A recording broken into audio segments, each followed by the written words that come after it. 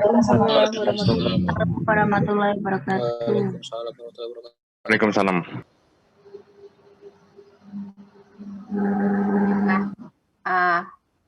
Kita lanjutkan materi keandalan yang sudah diberikan pada hari Selasa yang lalu. Semua sudah upload tugasnya di kelas masing-masing? Sudah, Bu. Sudah, Bu. Ada kesulitan? Nggak ada ya? Semuanya lancar-lancar semua ya? Belum, Bu.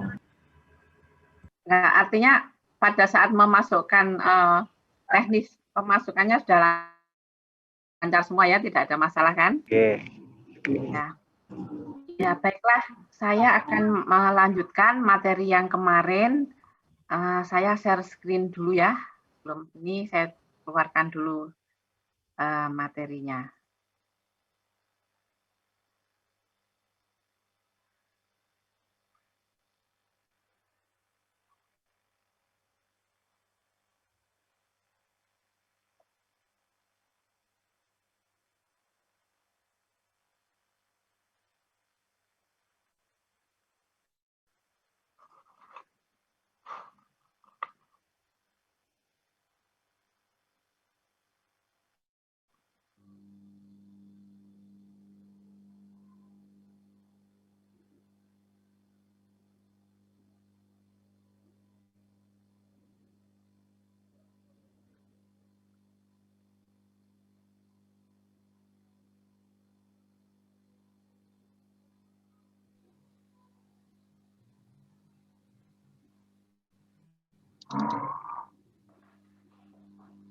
Apakah sudah nampak di depan layar Anda?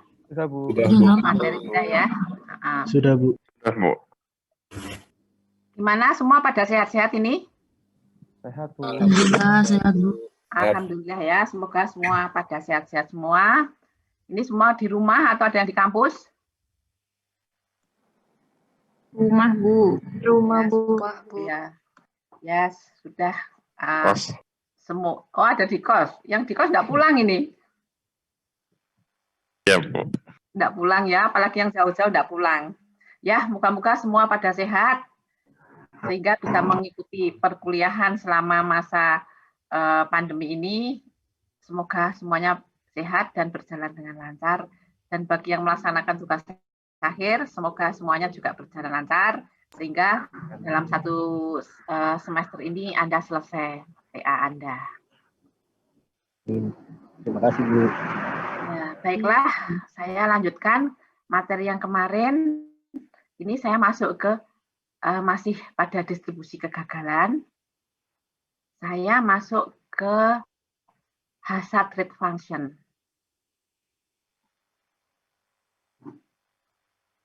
Hazard rate function itu adalah tingkat bahaya. Kita tahu bahwa bahaya itu adalah suatu potensi yang dapat menyebabkan suatu kerusakan atau kerugian.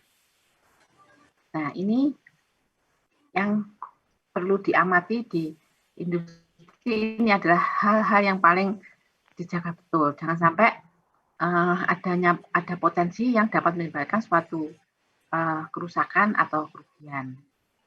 Jadi, dengan kata lain bahwa seperti kemarin sudah saya jelaskan tentang value rate function.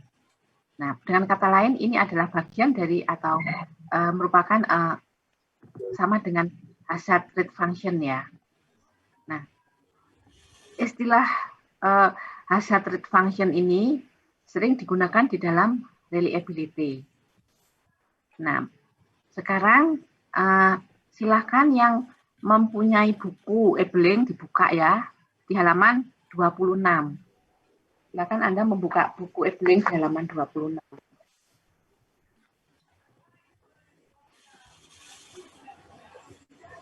Nah, di halaman 26 itu ada persamaan 2.6. Kalau ini tidak tahu bukunya cetakan keberapa ya buku saya ini. Ebeling ini saya dari buku saya, mungkin kalau sama dengan buku Anda,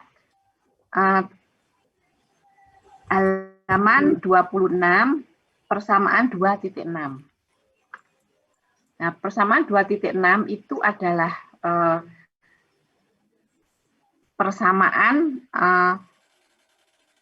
probability value yang timbul atau muncul pada interval waktu antara A dan B. Nah, itu grafiknya kemarin sudah saya jelaskan seperti pada grafik yang sebelumnya. Kemarin kan ada grafik, coba saya ke belakang sebentar.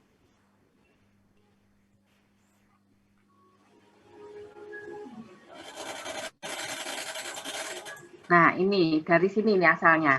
Jadi grafik probabilitas kegagalan, di mana terjadi kegagalan antara titik A dan titik B, di mana probabilitas pada satu kejadian sama dengan seperti yang nampak pada grafik. Will out semua kok. Nah, ini diterapkan pada hazard rate function. Nah, kembali saya ke hazard rate function.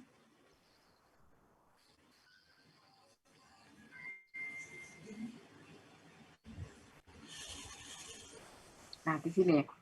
Nah, silakan dibuka halaman 26 Ebling, di mana probability terjadi pada interval antara A dan B itu sama dengan probability value di titik B dikurangi dengan probability value di titik A. Nah, kalau digunakan seperti kemarin pada statistik bahwa luasan yang ada di bawah kurva normal itu adalah yang dari nilai pada titik A dikurangi dengan titik B untuk reliability-nya. Nah, karena kalau reliability kan min, jadi sehingga tandanya berbalik. Nah, itu bisa dilihat di persamaan halaman 26 dari asalnya adalah dari persamaan 2.6. Nah, kemudian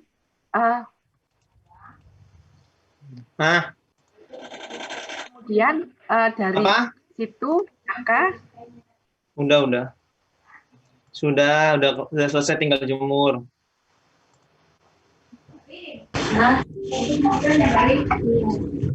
Ini saya mute dulu ya. Nanti kalau misalnya ada yang mau bertanya boleh boleh raise hand atau mungkin saya buka nanti. Ini sementara saya mute dulu aja.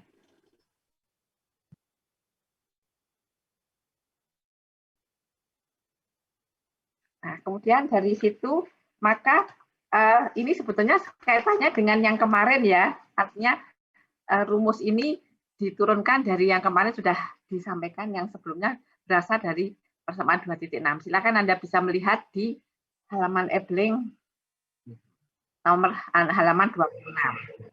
Nah, kemudian selanjutnya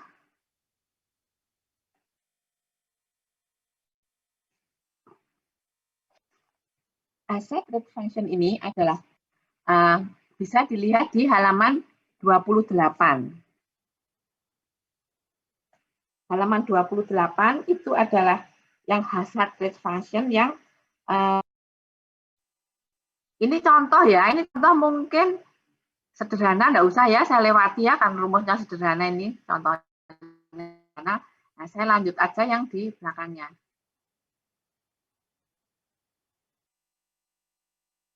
Sebentar. Ya, ini yang halaman 28 ya, coba dilihat 28. Ini nggak jelas ininya ya, yang di belakang itu, yang baris pertama, rumus pertama itu coba dicocokkan dengan yang di halaman 28 itu adalah delta ya, karena mungkin nggak terdetek oleh ininya apa. Ini jadi itu plus delta. T plus delta ya itu. Nah, hazard rate function dikatakan dengan value rate. Nah, pada halaman 8 persi value T besar, sedangkan T kecilnya adalah time interval atau waktu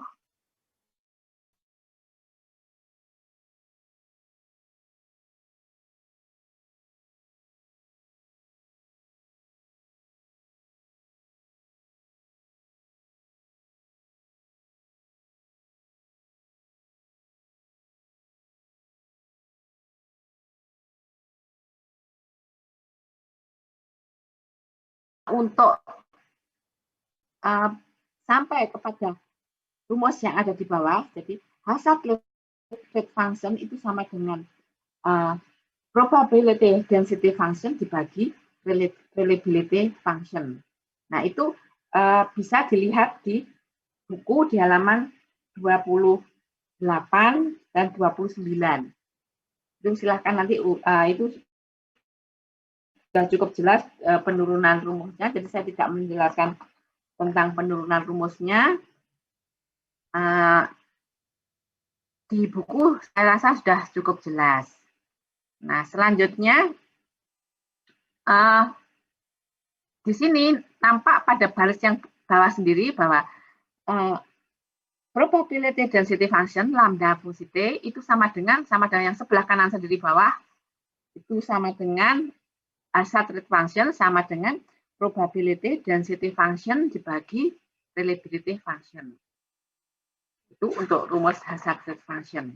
Nah, kemudian selanjutnya ini adalah contoh hazard rate function.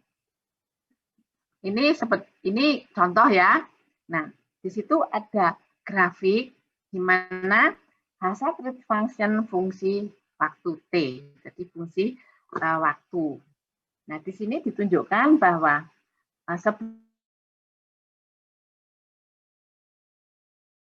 sebuah fungsi adalah menunjukkan bahwa pada grafik ini, grafiknya bentuknya adalah agak melengkung ke atas begitu ya. Nah, di situ ada IFR. IFR itu adalah increase value rate. Nah, nanti sebelum kita masuk ke kurva Bajub, ini nanti kita akan ketemu lagi di kurva Bajub, di mana IFR ini adalah menunjukkan masa wear out atau masa aus. Nah, ini masa increasing value rate ini terjadi biasanya setelah masa constant value rate atau biasa yang kita sebut dengan masa useful life. Nah, nanti kita akan jelaskan di kurva Bajub. Nah, kenapa demikian? Kalau kita lihat bahwa kurvanya kan dari 0 menuju ke atas.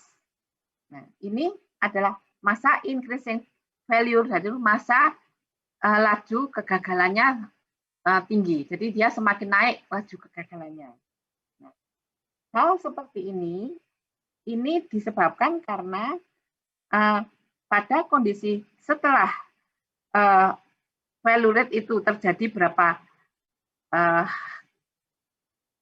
itu disebabkan oleh karena adanya korosi, kemudian adanya abrasi, adanya fatigue, kemudian ada aging dan sebagainya. Nanti kita bisa lihat untuk di kurva Bajubnya. Nah, kemudian kalau ini dilihat bahwa dinyatakan ada waktunya sampai 10 tahun. Nah, di atas 10 tahun harus dilakukan replacement artinya di sini. Terutama nanti kita bisa lihat untuk yang berikutnya. Jadi ini gambaran di awal terlebih dahulu. Nah, kemudian ini adalah derivation fungsi reliability dari hazard rate function, dan turunan dari fungsi reliability dari hazard rate function. Jadi RT sebagai fungsi lambda T. Nah, ini merupakan turunan ya. Jadi hazard rate function itu adalah turunan dari fungsi reliability. Nah, diperoleh pada persamaan yang nampak di depan kita. Silakan dilihat di halaman 29 pada persamaan 2,14. Itu mengapa bisa didapatkan dari turunannya, bisa dilihat di persamaan 2,14, sehingga fungsi reliability terhadap hazard rate function diperoleh nilainya seperti persamaan 214. Jadi yang di bawah di slide ini nampak bahwa ada persamaan 214. Nah, ini nilainya ada eksponen kotak per kotak itu karena enggak bisa keluar ininya ya. Anda saya minta tolong dilihat di buku Egling.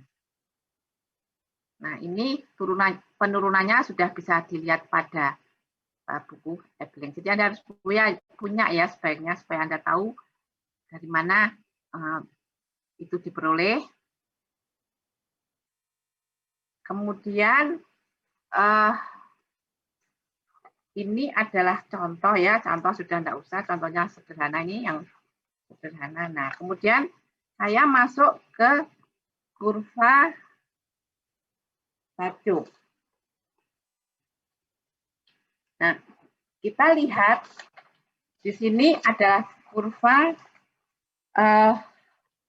Bajuk, di mana kurva ini ada 3 bagian. Kita lihat kurva Bajuk seperti kurva Bajuk dikatakan kurva Bajuk itu adalah seperti bak mandi itu ya, makanya dikatakan sebagai kurva Bajuk.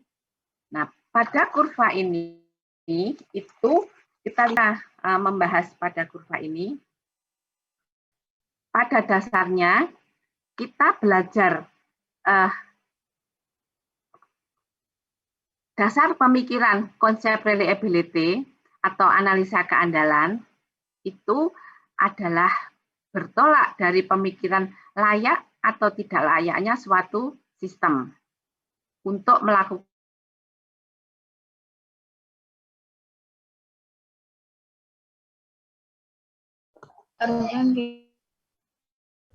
Nah, kita masuk ke kurva Bajuk. Jadi sebelum kita melihat sebetulnya apa sih kurva Bajuk itu, maka dasar pemikiran konsep di dalam analisa reliability adalah bertolak dari pemikiran layak atau tidak layaknya suatu fungsi atau suatu sistem untuk melakukan fungsinya. Seperti kita ketahui bahwa reliability itu didefinisikan sebagai nilai probabilitas bahwa suatu komponen atau sistem akan sukses melayani fungsinya dengan jangka waktu dan kondisi waktu operasi tertentu. Jadi prinsipnya untuk reliability itu adalah ini ya rentang waktu. Nah, kemudian seperti yang kemarin kita pelajari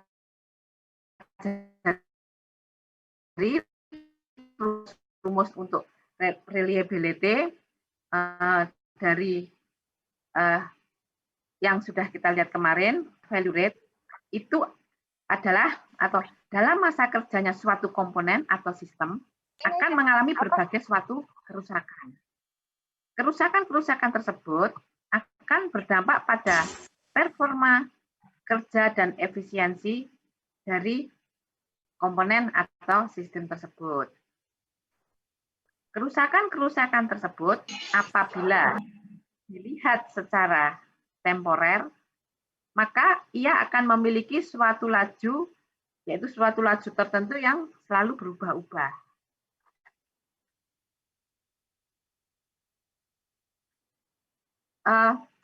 Kemudian berdasarkan laju kerusakan atau value rate dari suatu komponen atau dari suatu sistem, itu merupakan dynamic object yang mempunyai performa yang berubah-ubah dan berubah-ubah terhadap waktu. Nah, waktu itu bisa detik, menit, jam, hari, minggu, bulan, ataupun tahun. Nah, keandalan dari suatu komponen itu erat kaitannya dengan laju kerusakan dengan tiap satuan waktu. Artinya bahwa dengan peralatan atau komponen itu digunakan dengan berjalannya waktu, pasti akan mengalami kemunduran atau kerusakan. Nah, antara hubungan fungsi dan waktu itu tadi dapat kita nyatakan pada saat T sama dengan 0 di awal operasi, dan kemudian kita amati, sehingga dengan berjalannya waktu, suatu komponen itu akan mengalami suatu kemunduran atau kekurangan atau kekurangan fungsinya. Nah, kemudian dari sini bisa kita lihat bahwa di dalam suatu karakteristik kegagalan dari suatu komponen, secara umum bisa kita lihat seperti gambar yang nampak pada layar di depan kita, yaitu di dalam kurva Bajub ini dibagi menjadi 3 wilayah. Jadi wilayah yang pertama itu yang kita sebut dengan burn-in, atau ada juga yang menyebut degree value rate atau yang disingkat dengan DFR. Kemudian wilayah yang kedua itu adalah useful life, atau kita sebut, ada juga yang menyebut sebagai constant value rate atau dengan singkatan CFR. Dan yang wilayah yang ketiga adalah wilayah wear out atau increasing value rate dengan singkatan IFR. Nah, kemudian berdasarkan masing-masing itu apa kira-kira arti dari masing-masing wilayah itu. Pada daerah 1 atau daerah burn-in atau DFR itu tadi ya, decrease value rate, daerah ini adalah daerah yaitu periode permulaan beroperasinya suatu operasi komponen atau sistem yang masih baru.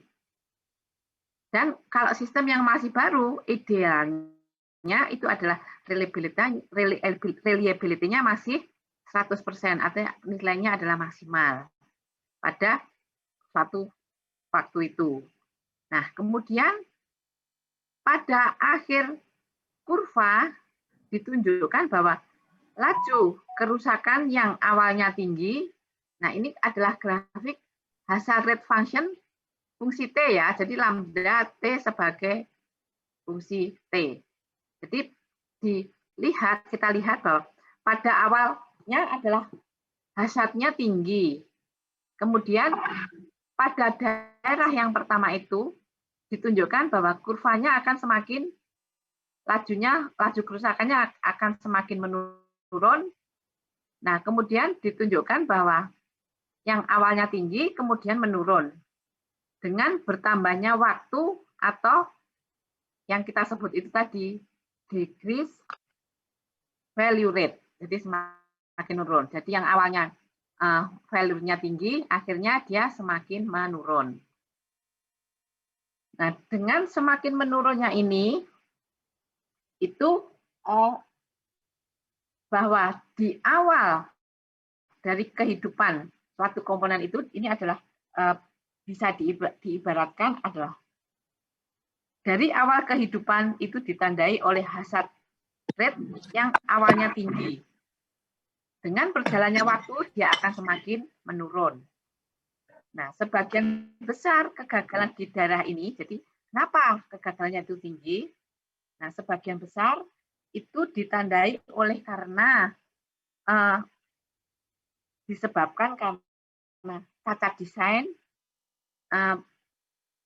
perakitan dari produksi awalnya kurang sempurna, atau proses dari manufacturing-nya atau dari fabrikasinya kurang sempurna.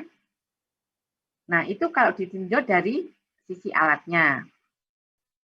Bisa jadi juga disebabkan oleh karena kegagalan kesalahan manusia selama instalasi pemasangan ataupun pada saat operasi awal. Nah, kemudian pada hazard rate pada daerah 1 ini secara bertahap akan semakin menurun. Nah, itu bisa kita lihat di bagian pertama. Jadi awalnya tinggi, sehingga akhirnya dia menurun. Nah, kemudian kita masuk ke bagian yang kedua. Bagian yang kedua itu adalah bagian useful life atau tadi disebutkan sebagai constant value rate. Jadi kegagalannya konstan di wilayah yang kedua itu.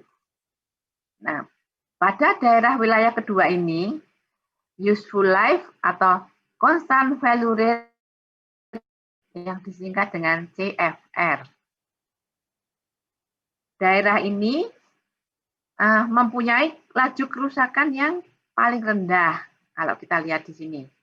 Jadi dia konstan ya, jadi dia mempunyai kerusakan paling rendah dan hampir konstan. Sehingga kita sebut dengan CFR itu tadi constant value rate. Biasanya kerusakan itu bersifat random. Bisa juga dipengaruhi oleh kondisi lingkungan. Nah, ini tergantung di pabriknya ya. Nah, kalau misalnya pabriknya pabrik kimia, itu biasanya adalah pengaruhnya ke korosif terhadap komponen atau alatnya itu tadi. Nah, kemudian pada periode tertentu itu diasumsikan bahwa sistem berada pada periode useful lifetime di mana value rate-nya adalah konstan. Jadi dia kegagalannya konstan di masa yang kedua itu. Nah, pada periode ini value rate-nya adalah kita anggap konstan, sehingga pada daerah ini adalah daerah bahwa tingkat bahayanya adalah konstan. Jadi seolah-olah bisa dikatakan stabil dibanding yang sebelumnya. Jadi tingkat bahayanya konstan. Nah, kegagalan di daerah ini bukan karena faktor usia ya. Jadi karena dia setelah masa pemasangan dia mulai saat start beroperasi. Jadi bukan karena disebabkan oleh karena faktor usia, tetapi dalam hal ini disebabkan oleh karena ya faktor itu tadi, faktor lingkungan salah satunya. Kemudian bisa juga disebabkan karena human error. Nah, tergantung dari itu pabriknya tadi pabrik apa gitu ya. Nah, pabriknya kimia ya tentunya mungkin ada korosi, ada hal-hal yang berpengaruh di itu apa di proses atau di komponen itu tadi. Nah, kemudian pada daerah yang ketiga itu adalah daerah yang kita sebut dengan wear out. Daerah wear out atau kita sebut dengan decreasing value rate atau increasing value rate. Jadi IFR. IFR.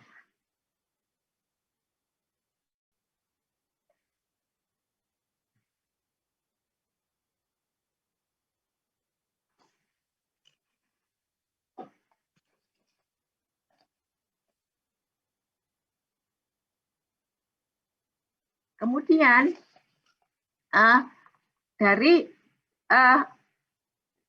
kita yang di bagian yang ketiga ini, yaitu di bagian wear out atau yang kita sebut dengan IFR. Nah, untuk di daerah yang wear out ini disebut sebagai atau ditandai oleh karena meningkatnya tingkat bahaya sesuai dengan tingkat usia.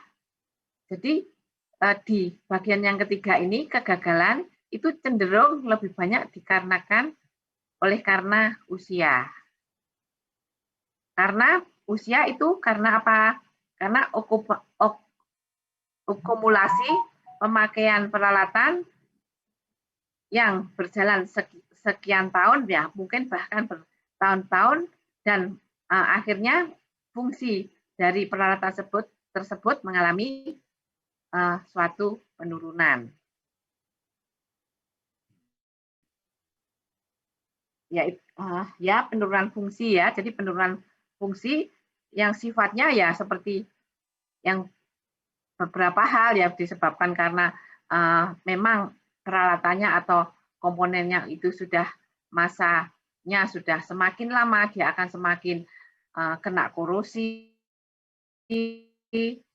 karena dia sudah capek ya, karena memang faktor usia, kemudian karena ada erosi. Nah, itu kira-kira beberapa penyebab dari kenapa di daerah yang wear out itu, di daerah increasing, jadi value-nya adalah mulai dia naik. Nah, dari semuanya itu, maka kita lihat berdasarkan gambar dari ketiganya ini, jadi dari awal sejak proses itu mulai beroperasi, value-nya tinggi, kemudian dengan berjalannya waktu, dia konstan, begitu dia konstan, akhirnya dengan berjalannya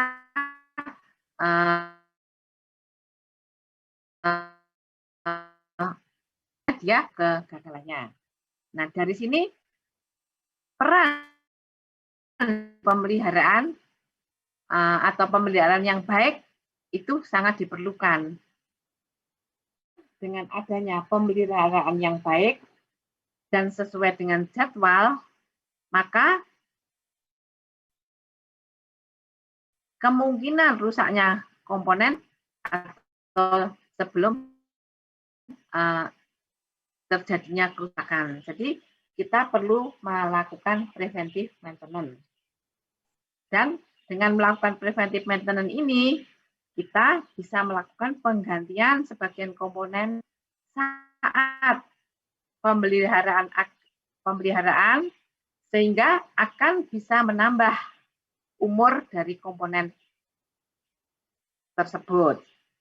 Sehingga dengan demikian dapat menggeser grafik hazard function. Jadi yang semula masa useful-nya adalah sesuai dengan itu, kalau kita rajin melakukan preventive maintenance, maka dia akan semakin agak bergeser waktunya.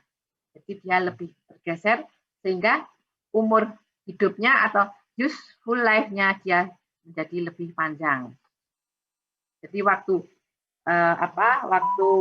grafiknya itu lebih panjang waktunya sehingga umur hidup dari komponen tersebut bisa lebih lama. Nah, kemudian di daerah 3 ini, bahwa tingkat kegagalannya adalah naik ya kalau kita grafiknya. Tingkat kegagalannya akan semakin naik. Nah, ini dikenal sebagai masa aus. Di masa mulai rusak, masa karena disebabkan oleh karena faktor usia. Nah, dari sini bisa dikatakan bahwa keandalan secara signifikan dapat bertambah dengan adanya preventive maintenance. Kalau kita lakukan preventive maintenance, dia akan menjadi lebih panjang yang di grafik yang kedua. Termasuk bisa menggantikan komponen-komponen yang kira-kira mengalami aus atau mulai sudah dilakukan preventive maintenance, sehingga akan menjadi masa useful life-nya akan menjadi lebih panjang. Nah, ini kalau dikaitkan dengan faktor ekonomi, dengan pemeliharaan ini, maka biaya pemeliharaan yang terencana akan lebih kecil dibandingkan dengan apabila tiba-tiba terjadi gangguan. Karena dengan pemeliharaan yang terencana, itu dapat mencegah terjadinya gangguan atau kerusakan suatu komponen yang lebih vital atau yang lebih mahal biayanya. Nah, selain itu, dengan pemeliharaan sesuai dengan jadwal, maka biaya investasi untuk penggantian suatu komponen dapat dihemat karena umur komponen existing maksudnya adalah menjadi lebih panjang.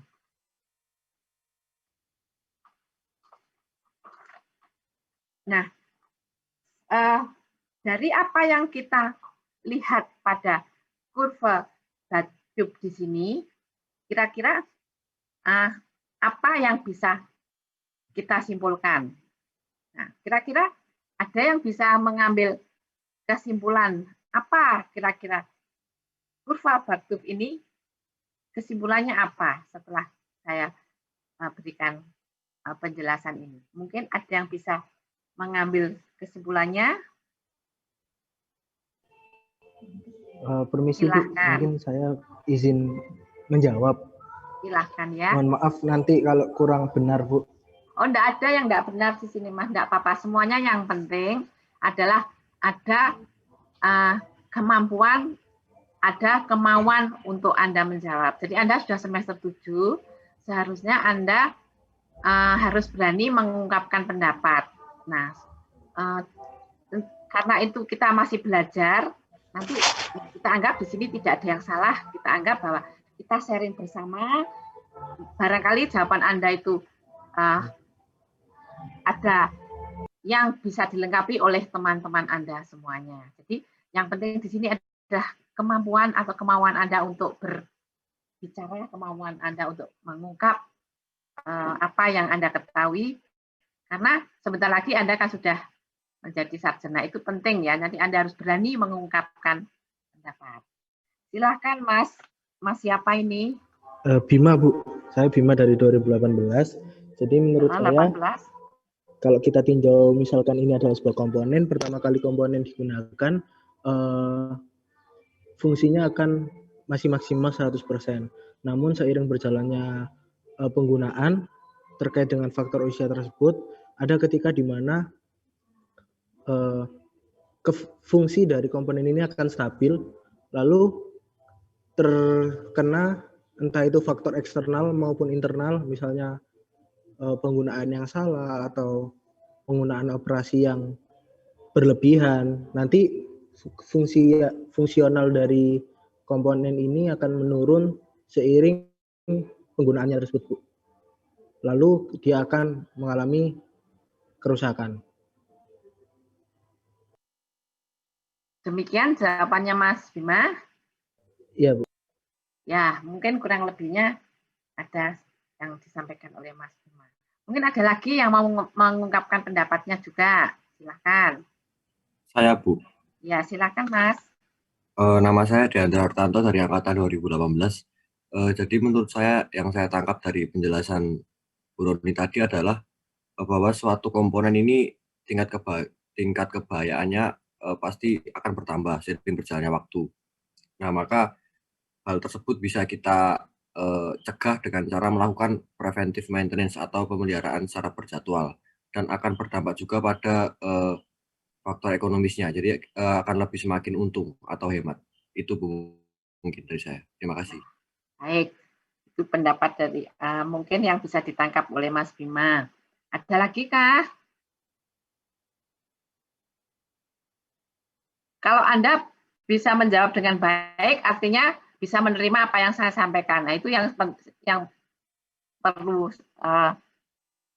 saya ingin tahu dari Anda. Kalau memang Anda sudah bisa menangkap dengan baik, berarti penjelasan saya sudah bisa diterima oleh yang lainnya juga. Masih ada lagi? Saya, Bu. Ya, silahkan. Angkatan.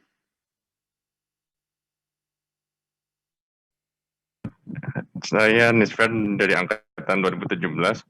Dari yang saya tangkap. Mas siapa? Fiar. Fiar. Ya. Oh ya, silakan Mas Fiar.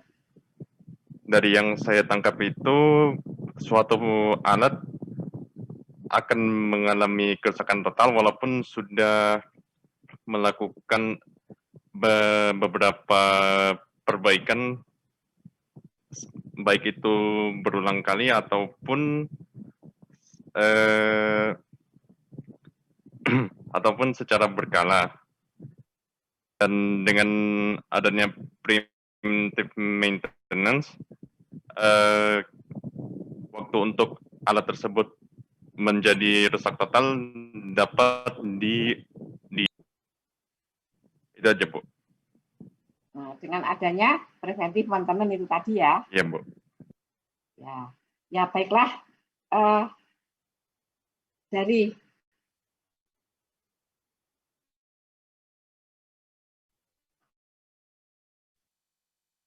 mungkin masih ada yang perlu menambahkan lagi? Saya masih beri kesempatan. Ya, silakan, Mbak. Siapa, Mbak? Rian Yudiana dari angkatan 2017. Ya. Yang saya tangkap, kalau dari saya, yang saya tangkap tadi penjelasan Ibu pada beta curve di burn-in itu, di sini hazard rate-nya itu tinggi karena pada awal itu bisa terjadi kecacatan desain, perakitan yang kurang sempurna, bisa jadi juga fabrikasi kurang sempurna atau kesalahan instalasi, maka di sini hazard-nya akan tinggi. Seiring berjalannya waktu, ketika sudah masuk ke useful life, di sini hazard rate-nya itu akan paling rendah karena paling rendah, dan pada wear out di sini akan terjadi masa aus dan alat tersebut akan rusak pada fase ketiga, fase terakhir. Di fase kedua useful life itu biasanya karena paling rendah itu hazardnya itu tergantung, bisa jadi karena lingkungan, human error, atau jadi tergantung pabriknya apa. Begitu, Bu. Terima kasih. Ya. Masih ada lagi? Saya, Bu, mau nyoba. Silakan, Mas. Mas siapa nih? Ya, saya Hasbi dari 2018. Silakan, Mas. Boleh saya pakai analogi sepatu baru, boleh nggak, Bu? Ya, silakan. Jadi misalnya kalau kita silakan di sini boleh pakai Anda menganalogikan apa mungkin akan lebih mudah juga bagi teman-teman Anda juga mengingatnya. Silakan. Ya, kita sharing ya di sini. Silakan, Mas. Kalau menurut saya, pandangan saya, itu kalau kita beli sepatu baru, pertama sepatu baru itu kan kayak masih keras gitu ya karetnya. Nah, ketika kita baru pertama kali pakai, itu kayak rentan buat rusak gitu loh. Maksudnya karena karetnya yang keras tadi masih belum pernah dipakai, sehingga laju untuk hazard rate-nya itu tinggi, sehingga sangat cepat gitu loh, dari yang pertama baru masih kualitasnya bagus, kemudian kita pakai pertama kali sampai mungkin beberapa hari itu menurunkan hazard rate-nya itu tadi. Nah, kemudian kalau udah istilahnya biasa dipakai sepatunya itu masuk ke useful life-nya itu tadi. Nah, itu failure-nya itu cenderung stabil, maksudnya karena sudah elastis gitu karetnya dari sepatu itu tadi, jadi nggak pecah. Nah, terus kemudian kalau yang di wear out itu mungkin karena sudah terlalu lama dan mungkin bisa jadi kalau itu udah halus atau apa sehingga perlu diganti solnya dan sebagainya, menyebabkan kerusakan juga gitu. Atau kalau enggak jarang dipakai. Kalau sepatu jarang dipakai kan pasti kayak kaku gitu, sehingga ketika kita mau pakai lagi, kalau enggak istilahnya enggak dibiasakan dielastiskan lagi, itu akan mudah rusak gitu, sehingga di wear out itu bisa naik lagi laju hazardnya itu, Bu. Seperti itu. Apakah benar nggak, Bu, ya? Ya, boleh juga ya, Mas ya. Itu adalah kalau misalnya kita mempunyai gambaran yang paling gampang itu boleh. Jadi kalau misalnya Mas, siapa Husti tadi? punya sepatu baru, itu komponennya masih baru, dipakai di kaki, lecet ya, jadi bahaya sekali ya. Jadi itu termasuk bahayanya tinggi. Jadi lecet-lecet, tidak enak, masih tidak nyaman. Nah, begitu dia nyaman, dipakai, masanya sudah nyaman-nyamannya enak di kaki. Nah, kemudian setelah itu sudah tidak lecet lagi.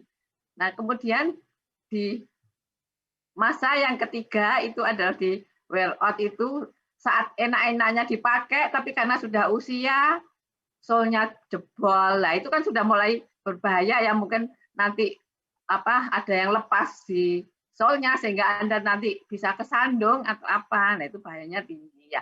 Bolehlah. Ya, seperti itu. Paling mudah untuk mengibaratkan, Anda boleh-boleh saja.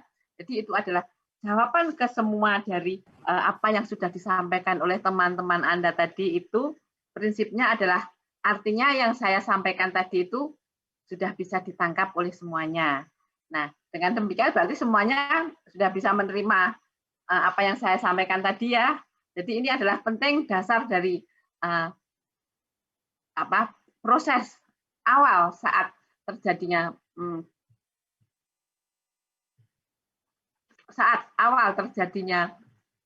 kerusakan, awal terjadinya pemasangan, pemakaian sampai dengan kerusakan.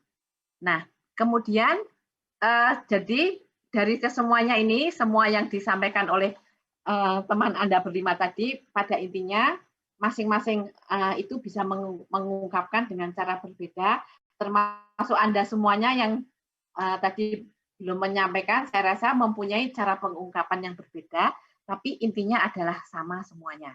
Nah, jadi artinya semua itu tadi dapat disimpulkan bahwa kurva Bad-Tube di sini digunakan dalam teknik reliability untuk menggambarkan tingkat kegagalan suatu produk berdasarkan waktu. Jadi dengan berjalannya waktu, maka reliability suatu komponen atau suatu sistem akan mengalami penurunan fungsi. Kemudian kurva Bad-Tube tadi kan dibagi menjadi 3 fase, ada fase awal, fase berguna, dan fase AOS. Fase awal merupakan fase kegagalan yang mulai menurun, kemudian fase guna itu adalah yang di tengah itu adalah fase mulai konstan, sedangkan masa yang AOS itu adalah fase saat mulai kegagalan itu naik. Nah, kemudian dari kurva Bad-Tube nanti kalau misalnya ini nanti ke depan ya, itu untuk penganalisanya nanti bisa menggunakan grafik Weibull sesuai dengan distribusi Weibull. Nah, fungsinya adalah merupakan fungsi distribusi kumulatif. Itu nanti bisa Anda menggunakan. Nanti di bab berikutnya akan dipelajari tentang distribusi kumulatif, ada distribusi Weibull, normal, log normal. Nah, itu nanti akan ketemu juga di sana.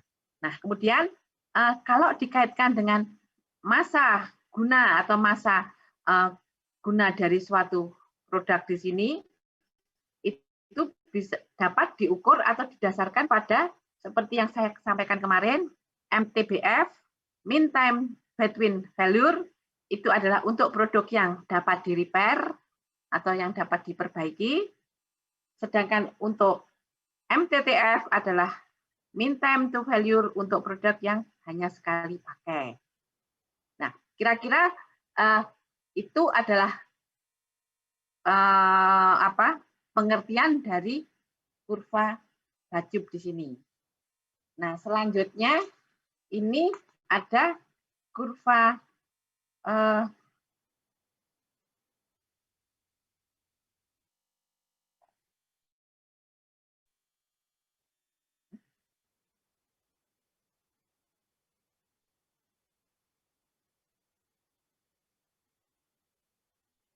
Nah, ini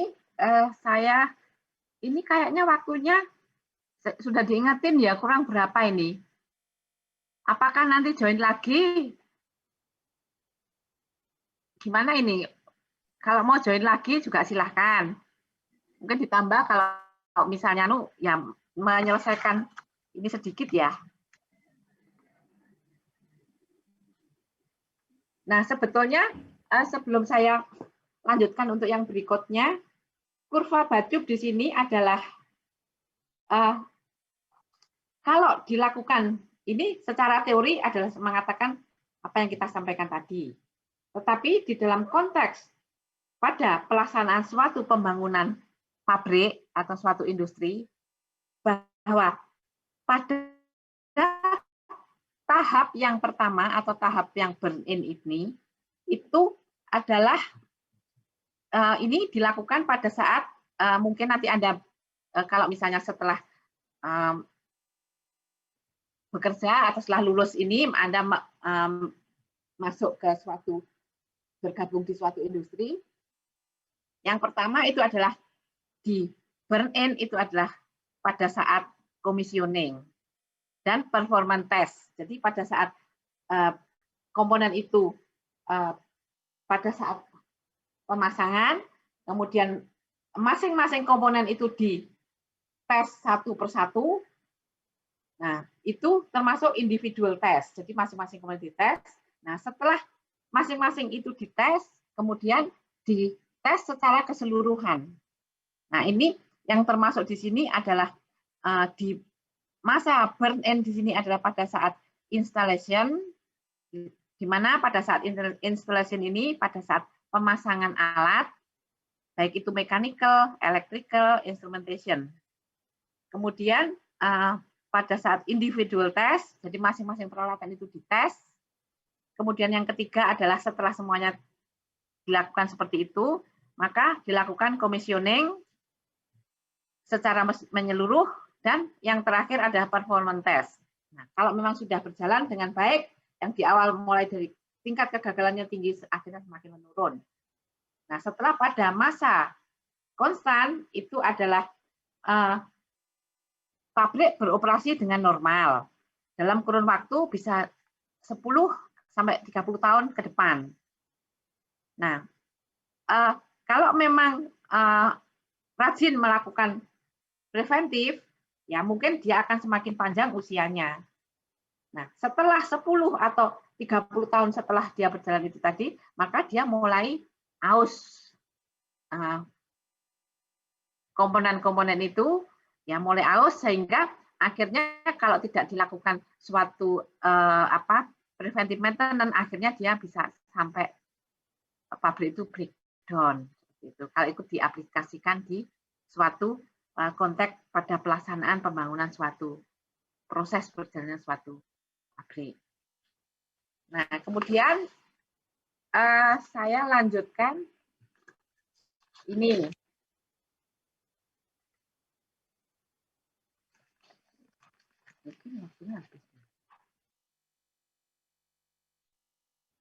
Nah, ini agak sebetulnya agak sedikit just joke gitu ya. Human mortality curve.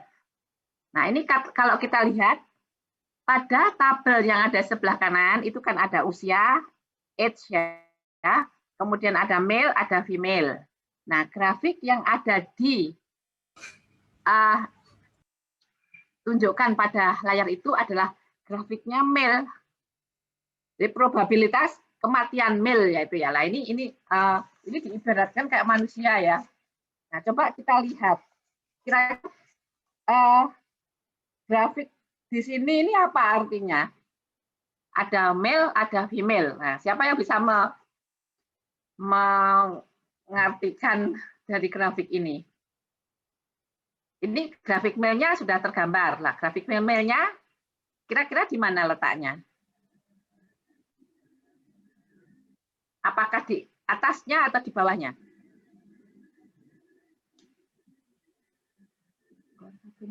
Ini kurang 1 menit. Mas Farjanta bisa nge-extend ya? Bisa apa, Bu? Ini kan kurang 10 menit. Kurang 1 menit.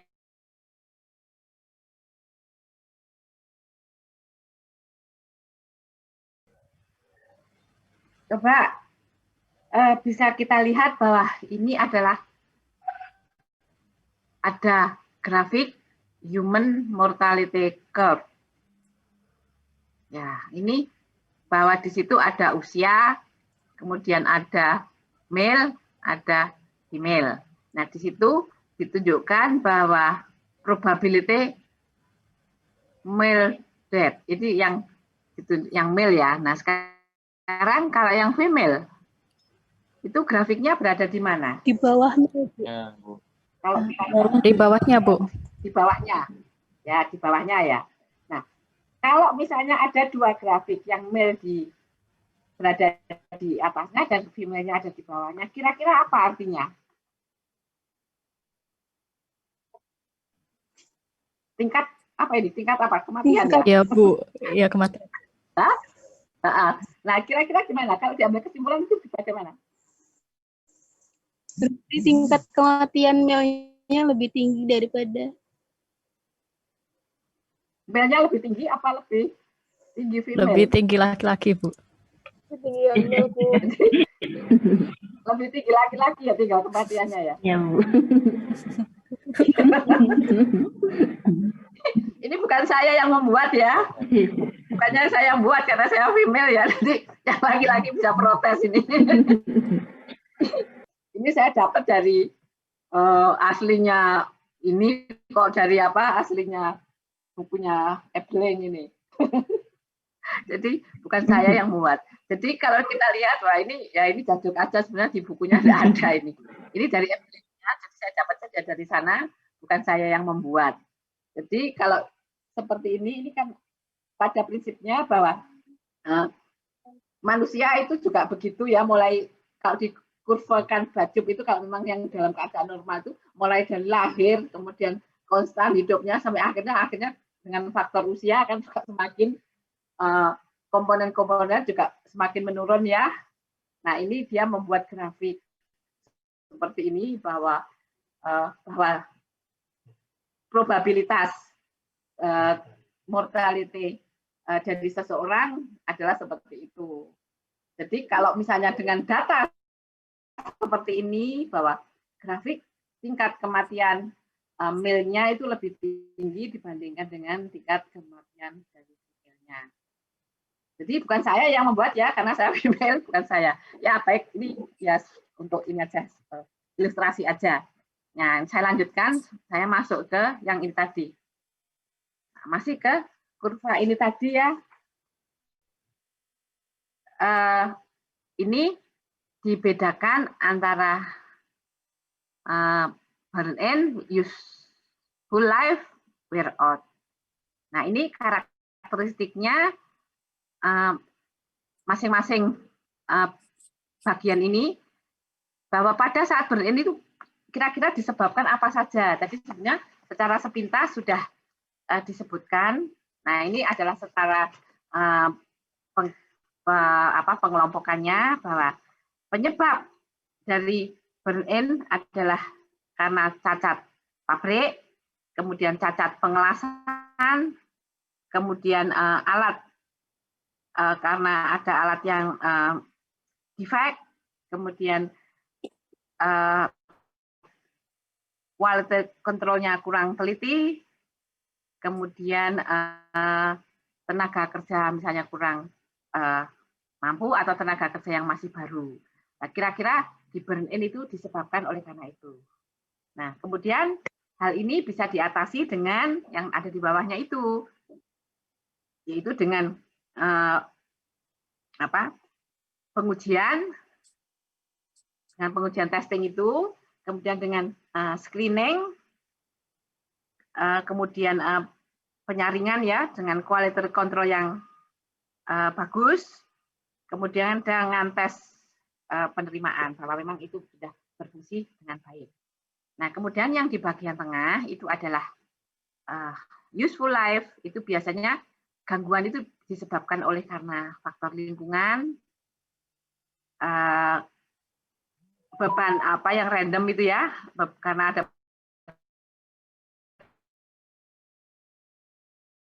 pembebanan yang secara random, kemudian di luar kemampuan manusia ya, yang kita juga tidak tahu, kemudian ada perubahan secara mendadak.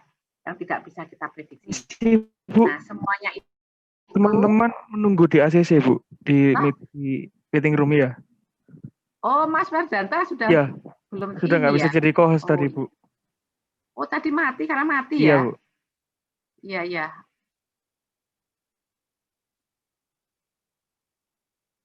Karena mati tadi ya. Harusnya saya jadikan lagi tadi.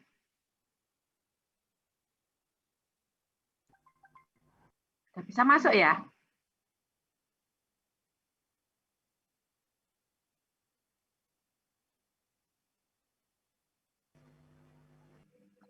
Udah Mas, barangkali ada yang masuk, tolong dibantu masukkan. Baik, Bu.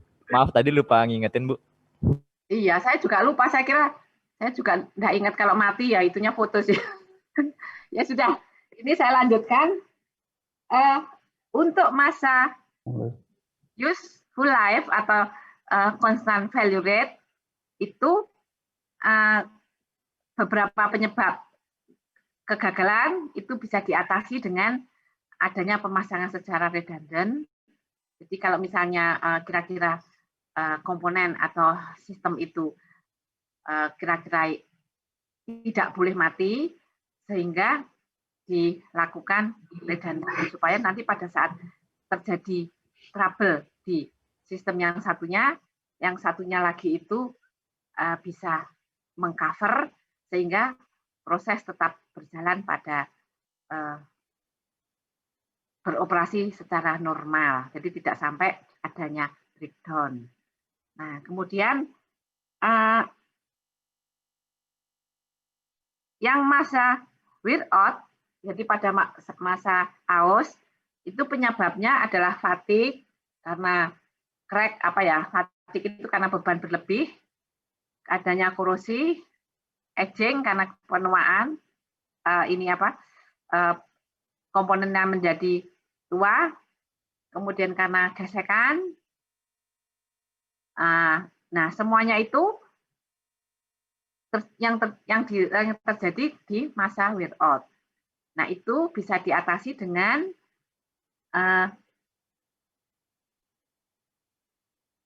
penurunan beban.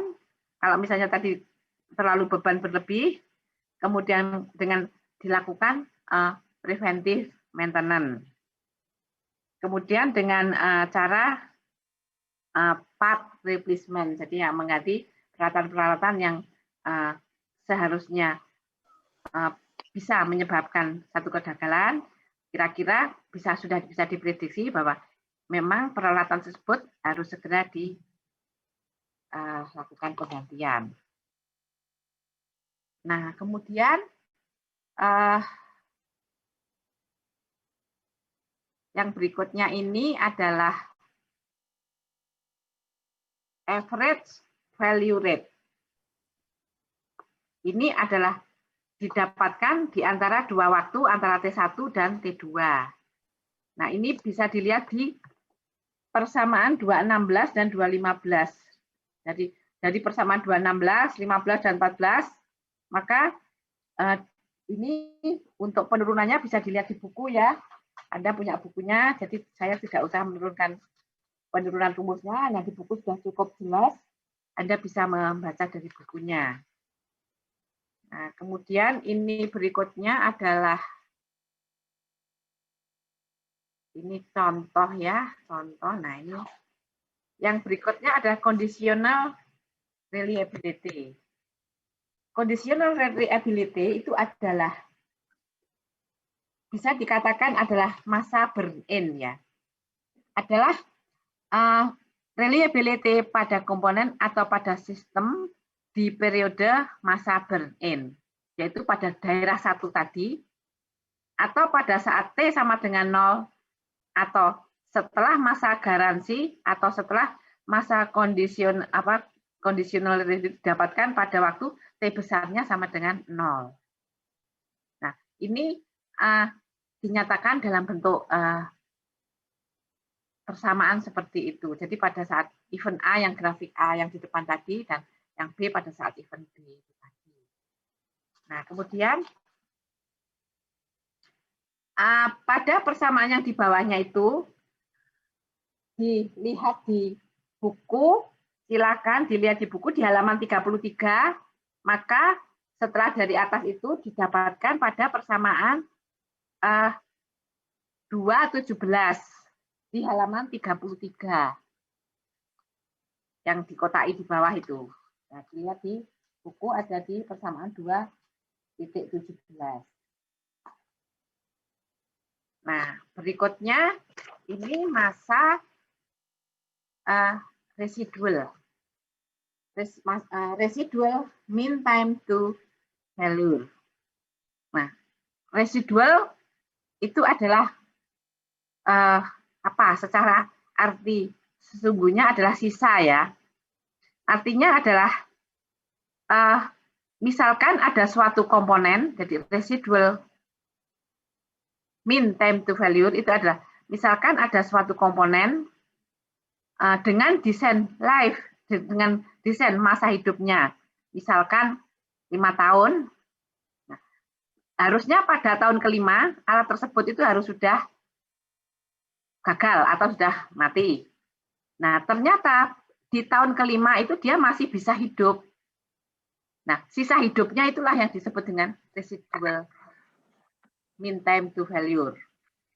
Atau paling gampang contohnya begini. Kalau misalkan kita mempunyai lampu itu ya, bola lampu itu, biasanya bola lampu itu kan diprediksi bola lampu itu akan hidup 10.000 jam.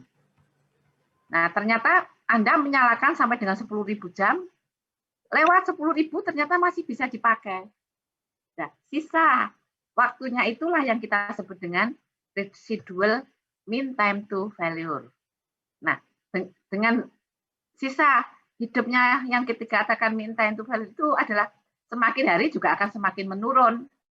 Dan akhirnya dia akan mati juga, seperti itu. Jadi kira-kira itu. Jadi secara pikiran kita bahwa residual mean time to failure itu adalah sisa waktu hidup dari waktu yang telah ditentukan, seperti itu. Nah, untuk rumusnya itu masih hitungannya masih rumus-rumus sederhana itu ya, matematika sederhana. Kemudian yang di belakangnya ini ada sudah contoh-contoh. Nah, ini juga contoh-contoh, ini grafiknya. Nah, ini sisa residual kan semakin hari semakin menurun. Sisa waktu hidupnya setelah, kalau lampu tadi setelah 10.000, ternyata dia masih punya kelebihan sekian ribu, tentunya dia sudah tidak maksimal, tapi akhirnya semakin hari, akhirnya menurun, dan akhirnya dia mati juga. Seperti itu, lampu. Nah, itu kalau di dalam industri itu harus dilakukan apa? Suatu replacement. Karena MTTF kan alat yang sudah tidak bisa di-repair ya. Nah, sehingga kalau di industri itu harus sudah siap-siap bahwa ini sudah saatnya harus melakukan penggantian. Walaupun sebelum mati, tapi harus sudah dipersiapkan supaya tidak menunggu mati. Karena dia menunggu mati, dia tidak bisa diperbaiki, dia harus di replacement, alatnya harus diganti. Seperti itu. Nah, kemudian itu pengertian dari residual. Nah, ini ada contoh-contoh ya, sudah contoh-contoh saya rasa Anda bisa lihat sendiri, contoh-contoh hitungannya masih sangat sederhana ini. Masih sederhana kok hitungannya. Nah, ini semuanya adalah materi dari bab 2 di buku Ebling. Kira-kira yang kita pelajari mulai dari awal kemarin, minggu ketiga dan minggu keempat, ini jadi minggu 3 dan minggu keempat, ini kita menyelesaikan materi bab 2, itu yang kita pelajari adalah probability density function, PDF, kemudian 4 hal yang penting ini ya, ada 4 hal yang penting, itu adalah yang pertama dari laju kegagalan, itu ada dari reliability function, mean time to failure, hazard rate function, Bad-Tube curve, conditional reliability. Jadi ada 5 hal yang kita pelajari di bab 2 ini. Nah, kemudian ini adalah satu ringkasan yang perlu Anda ingat bahwa sebagai fungsi T yang F kecil adalah probability density function atau biasa kita sebut dengan PDF. Nah, kemudian yang FT, F besar itu adalah cumulative distribution function, cumulative distribution function atau kita sebut dengan CDF. Sedangkan RT adalah R sebagai fungsi T adalah reliability function, dan yang berikutnya itu adalah lambda sebagai fungsi T itu adalah hazard rate function. Nah, sampai di sini ada yang ditanyakan? Untuk materi bab 2 sudah selesai kita pelajari. Nah, sampai di sini kira-kira ada yang ditanyakan? Saya Bu. Ya, silahkan.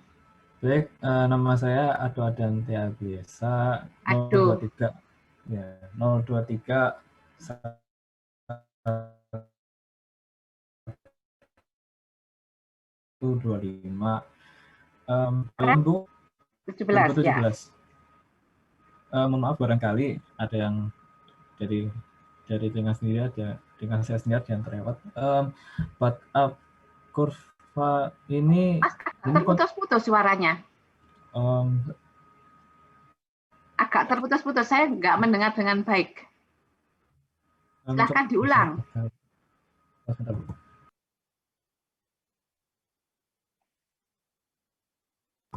Sebentar tuh saya pasang dulu headset barangkali. Saya nggak begitu jelas, Mas. Bentar nanti Anda tanya A, jawab saya Z. Coba saya volume saya juga saya besarkan dulu. Barangkali volumenya di tempat Anda terlalu kecil, saya besarkan dulu ya. Volume saya sudah besar nih. Tempat saya udah besar. Tes Bu, apa suara saya nggak putus-putus? Boleh. Ya. Pak, boleh. Baik. Pertanyaan saya, apakah bottom kurva ini continue?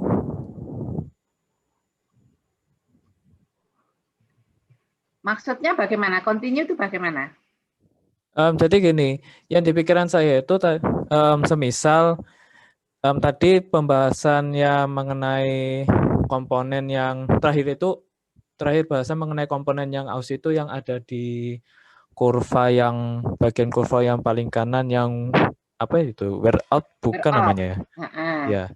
Nah, kemudian tiba-tiba saya kepikiran di mana ada komponen yang aus itu kemudian dipasang atau diganti lagi dengan komponen yang baru. Apakah kurvanya akan apakah kurvanya akan balik lagi ke apa namanya kegagalan yang menurun itu, balik lagi dari awal atau bagaimana Bu? Nah, ini kurva ini adalah kurva Bajuk itu ya Mas ya. Tadi kan dikatakan bahwa saat awal dari alat, kemudian setelah alat itu dipasang, kemudian dilakukan suatu proses, setelah itu pada saat proses dipasang, begitu dipasang, di awal kegagalannya tinggi, ya karena disebabkan oleh beberapa hal, kesalahan manufacturing, atau kesalahan pemasangan, atau kesalahan welding, dan sebagainya itu tadi ya. Nah, itu setelah berjalan, akhirnya di sana-sini terjadi gangguan, akhirnya berjalan, akhirnya dia akan menurun gangguannya. Nah, begitu dia menurun, akhirnya setelah dilakukan, kalau misalnya tadi diterapkan di pelaksanakan di pembangunan pabrik itu, setelah masa komisioning, kan diserahkan bahwa performanitas hasilnya bagus, akhirnya pabriknya jalan. Nah, pabriknya jalan berarti sudah tidak ada masalah ya, selama dalam perjalanan itu, dia tidak ada masalah, jalan. Begitu dia jalan, setelah sekian puluh tahun, ternyata dengan berjalannya waktu, di antara beberapa komponen itu kan ada yang mengalami keausan, kemudian ada yang mengalami fatik, ada yang kena korosi, dan sebagainya. Nah, dengan berjalannya waktu, tentu kan akan mengalami hal-hal yang semacam itu. Nah, kemudian di masa yang ketiga, itu adalah yang di masa wear out, itu dia mulai mengalami kerusakan-kerusakan. Nah, tetapi pada saat di masa yang kedua itu tadi, kalau dilakukan maintenance secara baik, masa useful life-nya itu akan semakin panjang. Jadi akan menambah ke kanan lagi. Kalau kita menghadap ke layar itu dengan kurvanya akan sedikit memanjang karena dia dilakukan preventif. Nah, lain kalau dilakukan tidak dilakukan preventif, mungkin dia akan lebih cepat, grafiknya akan bergeser lebih ke kiri. Nah, karena dilakukan preventif, dia akan semakin ke kanan, sehingga di masa wear out-nya dia akan agak bergeser seperti itu. Nah, yang dimaksud itu tadi bahwa apakah continue. Nah, karena prosesnya itu adalah dia berjalan secara terus-menerus, tentunya juga continue, bukan discrete ya. Jadi continue. Apakah sudah menjawab itu? Sudah menjawab, Bu. Terima kasih. Ya, baik. Masih ada lagi? Ya, silakan. Ada yang raise hand. Silakan. Siapa yang ini? Yang angkat tangan siapa nih? Silakan. Ada yang angkat tangan? Bu, izin bertanya, Bu. Ya, silakan. Saya Made dari 2017, Bu. Mau izin bertanya, Bu. Ini ya, kan silakan. Dari pertemuan awal itu kita ngebahas tentang persamaan-persamaan gitu, ya, Bu, tentang fungsi-fungsi distribusi. Saya masih belum punya bayangan penuh, Bu. Kira-kira gimana cara kita memodelkan suatu komponen itu ke bentuk fungsi-fungsi yang tadi itu, Bu? Ke bentuk fungsinya. Nah, itu adalah begini, Mas Made. Itu nanti kita akan belajar tentang bentuk-bentuk distribusi. Nah, untuk mendapatkan bentuk distribusi itu tentunya kita harus punya data. Nah, data setiap komponen, data setiap perusahaan itu masing-masing itu adalah beda. Nah, kan Anda mendapatkan data, misalnya yang ini kita masih bicara tentang mean time itu ya, waktu antar kegagalan itu, mean time to failure, mean time to between di antara dua perusahaan tadi. Nah, dari data-data yang kita dapatkan dari data pemeliharaan itu di setiap industri, bagian pemeliharaan itu, mulai awal peralatan itu dipasang, sampai dengan berjalannya waktu, jadi mulai dari yang burn in, konstan, sampai menuju ke wear out itu tadi, itu ada datanya. Jadi, kapan dia mengalami kegagalan, itu ada catatannya. Kapan dia mengalami repair, ada catatannya. Kapan dia mengalami replacement, yang MTTF, itu ada catatannya. Nah, data-data yang diperoleh itu tadi, itu dimasukkan suatu persamaan, ya, nilai dari rumus-rumus itu tadi. Nah, dari rumus-rumus itu tadi, nanti ketemulah bentuknya seperti apa persamaannya. Nanti bisa jadi kalau bentuknya berbentuk data itu tadi setelah kita olah, kita dapatkan distribusi Weibull, maka penyelesaiannya dengan menggunakan Weibull. Kalau kita mendapatkan data itu tadi berdistribusi normal, maka kita bisa selesaikan dengan cara distribusi normal. Ataupun kalau datanya berupa setelah kita olah datanya log normal, maka kita menggunakan log normal. Nah, semuanya itu sebetulnya sudah ada. Kalau datanya banyak nanti bisa digunakan dengan software. Jadi dengan kalau Weibull ya udah masukkan ke Weibull. Kalau normal ya udah pakai normal. Kalau log normal pakai log normal. Nah, rumusan matematik di situ itu adalah menggambarkan bagaimana sebetulnya rumus itu didapatkan. Nah, seperti halnya sebagai contoh gampangnya saja, misalkan Anda belajar statistik. Statistik Anda kan diajari bagaimana cara menghitung min, bagaimana cara menghitung median, modus, kuartil, dan sebagainya. Nah, di situ Anda dengan kalkulator sebetulnya Anda bisa dapatkan langsung modus, Anda masukkan data-data itu, Anda masukkan sudah langsung dapat median, Anda dapat modus. Nah, tapi di dalam statistik di awal, Anda harus tahu sebetulnya proses untuk menuju menghitung median itu seperti apa, proses untuk menuju kuartil hitungannya itu seperti apa, jadi itu harus tahu. Nah, prinsipnya matematik di sini itu adalah mengantarkan Anda sebetulnya pola berpikir dari suatu untuk mendapatkan hasil itu adalah dari situ. Begitu. Ya, silakan Mas Made. Izin menanggapi Bu, berarti untuk memodelkan itu dari data yang udah disediakan sama produsennya? Bukan produsen, itu kan yang menghasilkan barang. Itu dari industri. Jadi misalkan begini, Anda melakukan suatu evaluasi katakanlah, atau mungkin biasanya ada yang misalnya mau yang mengambil tugas akhir atau apa yang membutuhkan data pemeliharaan. Nah, itu minta ke perusahaan yang mempunyai data itu. Misalkan contoh, Anda akan melakukan suatu tugas akhir misalnya di Pertamina, begitu ya. Nah, kemudian Anda minta data pemeliharaan di bagian apa? Misalnya plan-nya Anda adalah boiler.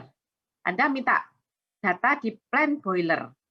Nah, data yang Anda minta itu sebaiknya harus lebih panjang, lebih baik. Artinya lebih lama, lebih baik. Nah, biasanya kalau kurang dari 5 tahun itu kurang relevan. Jadi lebih bagus itu adalah yang di atas 5 tahun. Anda mendapatkan data dari sana, Anda dari data itu Anda lakukan suatu pengujian. Nah, data-data itu adalah data hasil rapotnya pabrik itu, begitu loh. Jadi misalnya tahun pertama masih tidak apa-apa, belum ada catatan. Nah, tahun kedua di pemeliharaan itu misalnya apa? Ada pompanya yang perlu diganti, maka diganti, ada catatan. Nah, penggantian itu butuh waktu berapa lama? Itu ada catatan. Nah, itu adalah yang dimaksud dengan data pemeliharaan yang diminta ke suatu industri. Nah, itu nanti bagi yang TA-nya terkait dengan keandalan, itu saya rasa pasti membutuhkan data pemeliharaan itu. Nah, mungkin demikian Mas Made, ada yang masih kurang bisa diterima atau masih kurang jelas? Sementara ini masih cukup, Bu. Ya, terima kasih, Bu. Oke, ya. Masih ada lagi?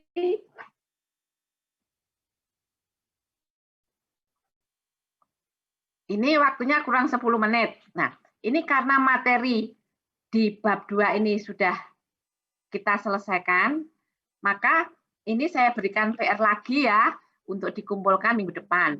Nah, ini saya share untuk tugasnya. Tugasnya sama seperti kemarin, dimasukkan di classroom masing-masing. Nah, ini supaya nanti semua kebagian, ini saya buat begini. Sudah kelihatan ya? Iya, Bu. Sudah, Bu. Ambil dari buku e-blank, kalau bukunya sama dengan punya saya, ini adalah seperti ini. Tapi saya berikan kopinya ini. Nah, ini saya foto. Ini kalau misalnya Anda tidak ada bukunya, Anda bisa pakai ini. Nah, ini soalnya. Nah, pilihannya adalah ini. Jadi ini soal-soal sudah saya fotokan. Kemudian ada nomornya ini sudah.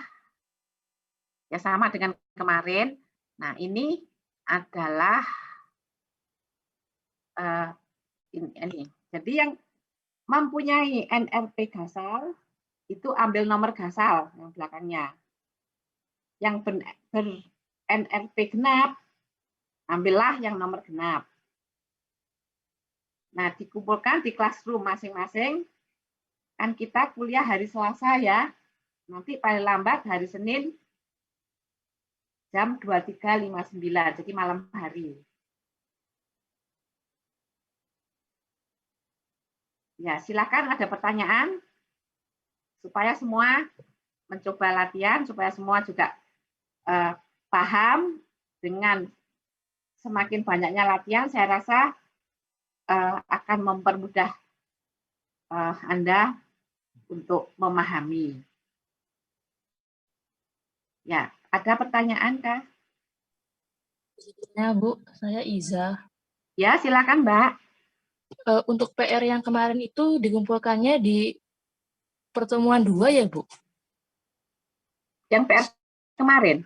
Iya, soalnya saya lihat di pertemuan 2 dan pertemuan 4 itu soalnya sama, Bu. Itu di kelasnya siapa? Saya? Iya, Bu, kelas F. Oh, kelas F. masuk di, oh saya juga belum cek ya, yang kelas F, yang kelas A gimana? Tidak masalah dah Mbak, tidak masalah. Masuk di pertemuan berapa, tidak masalah. Yang penting ini apa sudah masuk di classroom. Oke, iya baik Bu, terima Nah, kasih. tidak apa-apa. Misalnya ada yang masukkan di pertemuan 2, ada yang masukkan pertemuan 4. Nanti coba saya evaluasinya. Kalau memang sudah memasukkan, ya tidak ada masalah. Tidak ada masalah masuk di pertemuan berapapun. Itu tergantung desain dari ini. Ya mungkin nanti saya cek dulu ya, untuk yang kelas F ya. Masih ada lagi?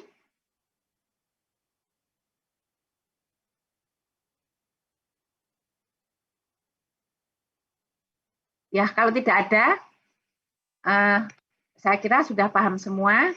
Untuk pertemuan kali ini, saya akhiri.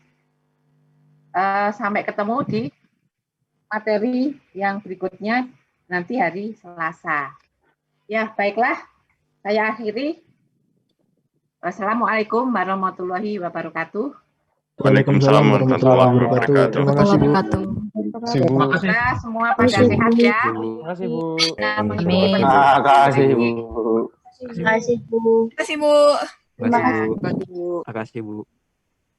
Ya, Semoga sehat terima selalu, kasih Bu. sama-sama. Amin. Semoga semua pada sehat. Terima kasih Bu. Ya, saya live dulu ya. Terima kasih Bu. Terima kasih Bu. Sama-sama.